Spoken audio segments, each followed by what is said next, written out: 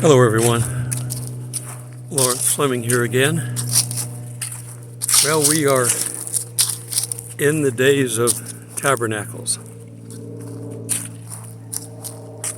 We're still looking for a rapture, but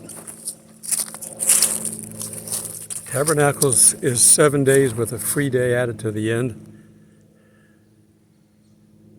That could be a time. We're continuing to watch the rhetoric heat up and the battles heat up with Russia and their war they're carrying out.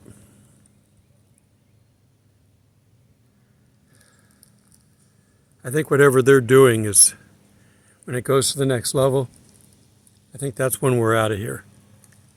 So it could happen any time.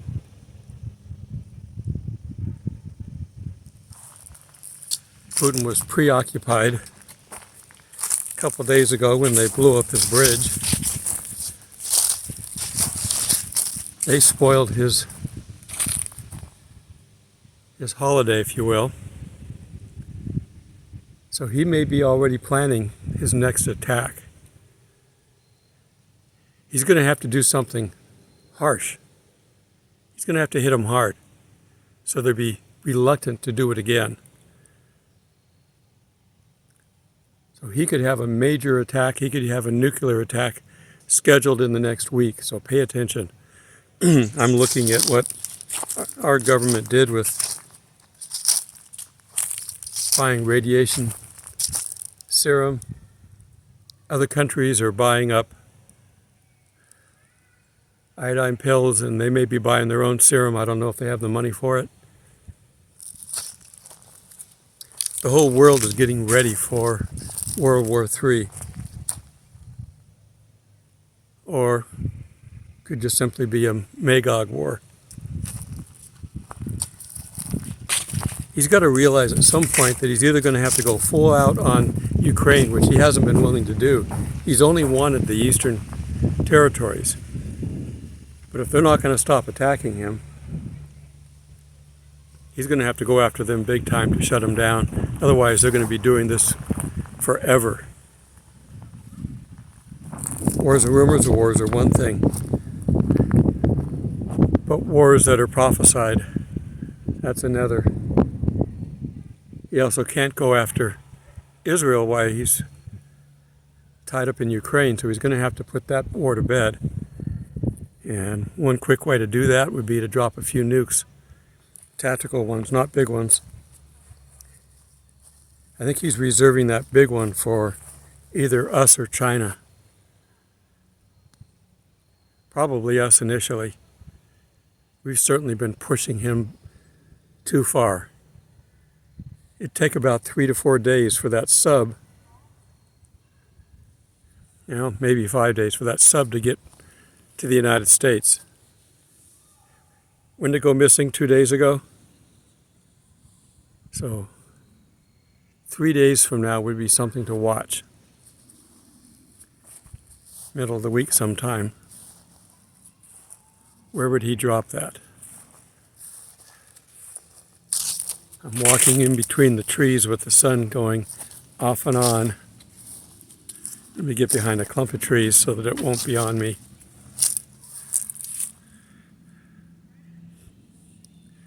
So, my guess would be to pay attention for the next 2 or 3 days and see what happens. Something big may come out of Russia. That big, deadly bomb on that ship.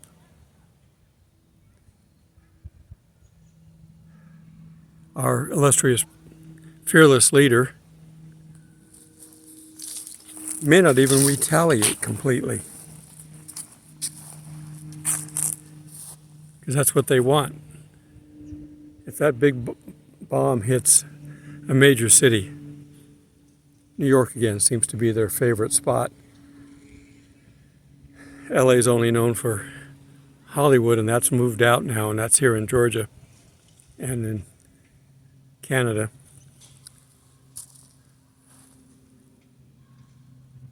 They really can't take out, with an above-the-ground nuke, they really can't take out NORAD or any of these other sites because they're underground and protected. And we have the same problem with them. We can't take out their sites that are underground. So we'll see what they're gonna do.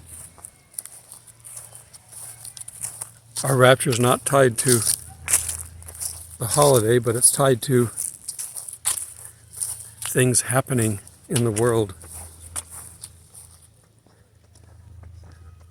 So from that point of view, it could be any time up to 2 or 3 days from now.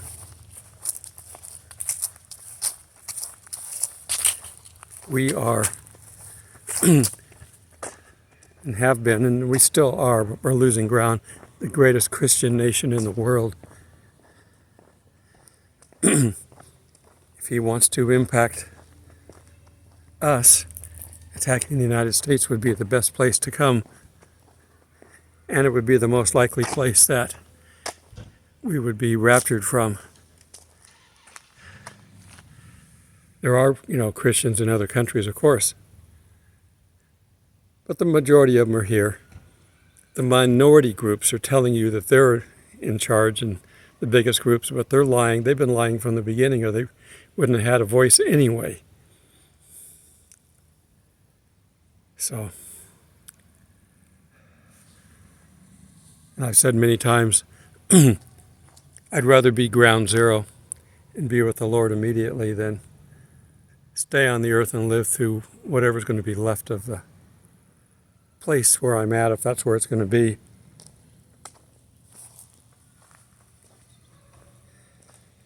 I remember growing up I just walked into a pavilion, it's got an echo. I remember being in Southern California during the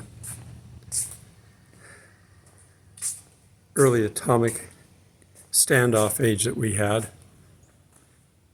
Bomb shelters on street corners. A lot of the movies that we've seen. The Time Machine. That was kind of a depiction of what was coming ahead if things happened the way they were feared they were going to happen. The atomic war hitting and everybody going into bomb shelters till they all clear. I don't know if you know that movie, but that's one of my favorites. I got to stay this way so that I stay out of the direct sunlight. And there's a couple other ones that I used to like to watch on the Twilight Zone. There were episodes there where one neighbor had a bomb shelter and the other one didn't think it was necessary. And they got a scare. They thought they were going to be attacked. So the one neighbor goes into his bomb shelter. The neighbor who didn't think he needed one eventually broke the door down into his neighbor's bomb shelter, demanding that he be allowed in. This is what panic will do to people. The one that attacked the door and brought his family in basically destroyed the functionality of the bomb shelter. The family that was his neighbor, who they were friends, they were going to die too if it was a real attack. Turns out it wasn't. But something that egregious will destroy a neighborly friendship. People will panic. When this stuff happens, people are going to panic. I don't know how long we're going to be here, but you don't panic. There'll be enough people doing that for you.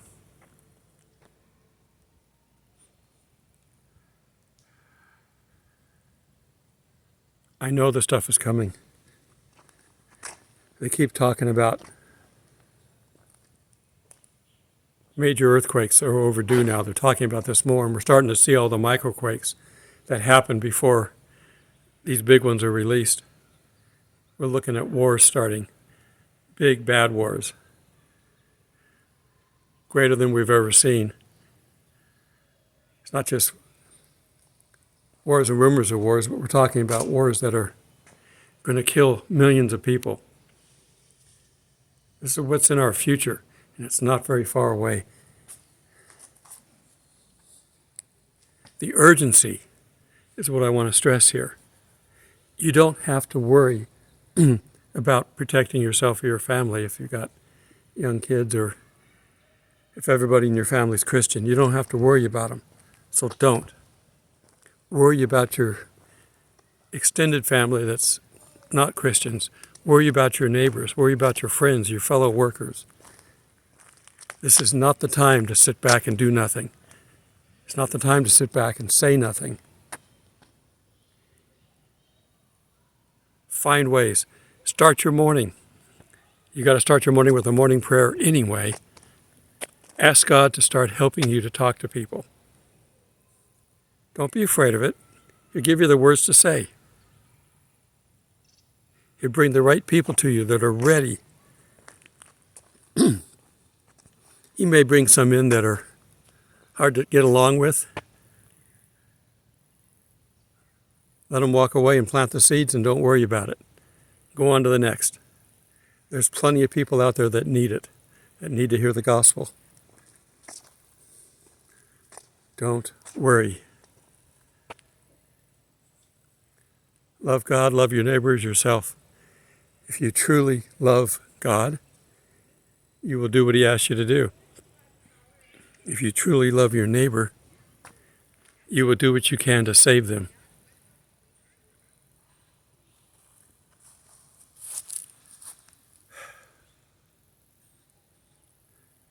Stay in your word daily, too. You need to have the energy to fight what's coming. You're not going to physically fight it. You have to mentally deal with it. And that takes energy. If you worry about it, that burns energy faster than anything you can imagine. And you find yourself tired, too tired to do anything. We have from Jesus directly, don't be afraid. So if you truly believe it, don't be afraid. And get out and help people. Things are coming to a head far too quick to sit back and say, well, I don't have to do anything. We're here for a reason. Get out there and talk to people. Plant the seeds. If they don't make this first rapture, maybe they can make the second one. But if they don't get the seeds planted, Satan will step right in and overwhelm them with fear and lies that maybe the Antichrist is the Messiah. Don't let him get away with that. Okay. How long have I got? That's pretty short. I probably need to add a Bible study to that, so I will go back and do that. I'm trying to get ahead here. At this point in time, I'm beginning to believe that we are so close that I want to put a few videos up ahead of time. So I'm trying to make 2 a day so that I can get a week's worth out there just in case we get raptured, somebody can see them. I don't know how fast they're going to pull these down, but I don't think they're going to pull them down the first day. Maybe a week. That's how concerned I am. I'm trying to get a few videos ahead so when we're raptured, somebody can still watch them. Can't make them from heaven. All right. Till we meet in the clouds. God bless. Okay, let's get started in our Bible study. The wind is blowing again, and I keep forgetting to grab my microphone. So if you hear wind noise, I apologize. I'm still having senior moments. I'll remember it next time. Even if I don't need it, I should bring it with me. So that way I can have a microphone right here and not have to rely on this. I am in a swing chair again. You know how I like those. I find them wherever I can. It helps me to concentrate, to be moving. Okay, we're there. I've been talking about some pretty heavy stuff lately, and I'm going to go back and revisit Do Not Be Afraid. It's in the Bible, something of that nature. I think I said 365 times. You can have a verse for every day of the year. Do not be afraid. So I'm going to look at 3 or 4 of them, 5 of them here, whatever they are. Being afraid is something that can limit you. God called me when I was very young to get involved in the ministry, and I didn't want to do it because I was shy. We moved a lot when I was a kid. We moved like every year, and so I didn't get to meet friends or learn to talk in front of people. Even in the work that I did, I had a hard time doing it. I pushed through it when I had to, but if I didn't have to, I wasn't going to do it. And I go back to Moses. Like, God, Moses didn't want to speak, and you let Aaron, his brother, speak for him. Well, I don't have a brother that can do that, so he was not going to take no for an answer, and he just kept at me. That's kind of why I got into the film industry. That's not what my original career was. My original career was aerospace. But I retired from that, moved to Georgia, did some other things here that were technical, and then finally God said, okay, that's enough. Find something you enjoy doing, and I'll help you do that. So I thought about going into making films, and I produced for a long time. God helped me do it because he wanted me to eventually do what I ended up doing, and that was to get in front of the camera. I would never have done that on my own. But people said, well, come be in my film. I said, sure. Because I told people I was originally from Hollywood area, and I was. I went to elementary school in West Hollywood. So I guess they assumed everybody can act. So I'd look at the script, and it's like, oh my God, they want me to do a death scene or an injury scene where I got to yell and scream and all this stuff. Well, I didn't want to do it, but I had to. Again, get me in a position where everything I'm doing basically is fun, and then I got to do something to pay for that fun. God knew what was best for me, as is always the case. And he knows what's best for you. So if he asks you to do something, don't tell him no. Tell him, okay, I'll do it. I'm afraid. I don't know how to do it. Help me. Don't just outright say no. Say, help me, and he will. So I had a lot of fun working in the film industry for a while. Got featured a lot, seen on a number of TV shows and movies. But it taught me to be up in front of people. Now the irony is, I didn't have lines in most of it. The independent stuff I had lines, but the professional stuff I didn't. But I still had to act like I had lines. Sometimes I just have to sit and nod. They're stars talking directly to me on camera, and I just, I mean, I don't even know if I said, You got a pantomime, so I'm quiet. I could never have done that years ago. When we first moved to Georgia, I couldn't do that. And I've been here for 30 years. It wasn't until I started doing this film work that I could. Don't be afraid. Try it. As in everything you do. You want to learn the guitar? Learn a song, a simple song. Play the chords. And when you can play that song without thinking, move on and do another song. They're baby steps. The Galatians were told they couldn't have meat. They had to have the milk of the word because they were baby Christians.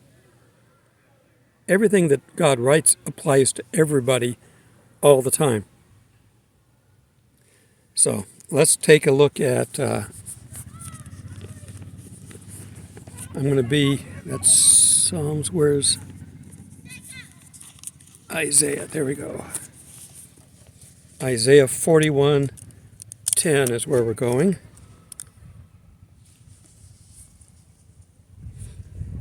Fear not, for I am with you. Do not be dismayed, for I am your God. I will strengthen you. We could continue to read on, but that's the basic part of it. Whatever God calls you to do, He will equip you to do it as well. In fact, He'd prefer that you don't do it without His help. I got people walking this way. Hopefully they're quiet. This park is absolutely full. I have never been in a more noisy park in all my life. There were over 20 little kids in the campground Friday and Saturday, along with a dozen or more, a teenager to a young adult, I'm not sure their age, but they were drinking. And one of them rewarded us Saturday morning with him throwing up in his campsite, and dry heaves to go with it. So, delightful wake-up call. Couldn't get to him though. I tried to talk to him, but none of them wanted to hear the word. You go where you can. I did go to a church today. Today is Sunday as I'm filming this. So I'm trying to get one video ahead, like I said. And had a delightful time at the church. The pastor was knowledgeable, encouraging, and entertaining. I know they're not supposed to be totally entertaining, but if you're fishing, you got to use the right bait. Okay, so I'm reading now from Psalms 56:3. Whenever I am afraid, I will trust you. In God I will praise His word. In God I have put my trust. I will not fear. What can flesh do to me? That's the key. God has beaten everything. Jesus has beaten everything. He's conquered death. What more can we, once you've conquered death, there's nothing left to conquer. From our point of view, let's take a look at Isaiah. The wind is blowing again, so hopefully you're not hearing too much. We're going to Luke 12:32.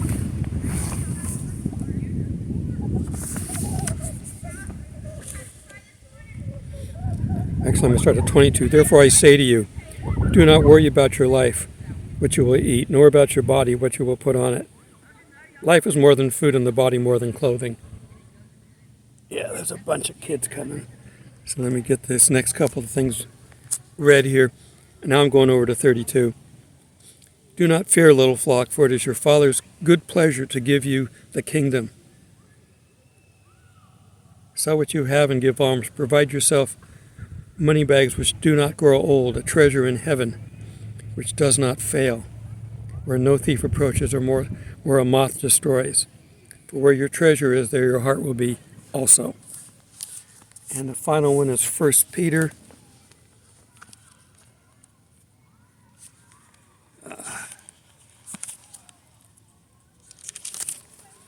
Trying to hold on to everything while the wind is blowing.